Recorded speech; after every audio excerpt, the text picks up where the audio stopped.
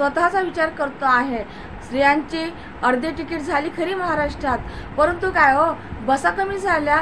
आज बस डेपोमध्ये 70 बसा राहायच्या, आज फक्त 35 बसांवर डेपो चालते आणि त्याच्यातही काही खराब बसा। त्याच्यामुळे किती प्रवाशांचे हाल किती हो।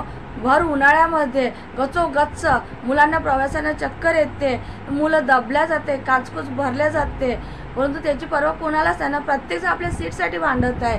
मग जनतेचा विकास करायचा आहे ना, मग जनतेचा विचार केला पाहिजे।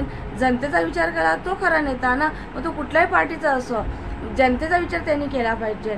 म्हणून फक्त अर्धी तिकीट देऊन चालत नाही हो, त्यांना बसासुद्धा वाढवल्या पाहिजे। काही जे बेरोजगार आहेत त्यांना नोकरी दिला पाहिजे, तरच महामंडळ चांगला चालेल आणि जनतेची सुद्धा कायम सुरक्षा होईल आणि त्यांना गचोगच गर्दीमध्ये न प्रवास करता शांततेनं बसून प्रवास करता येईल।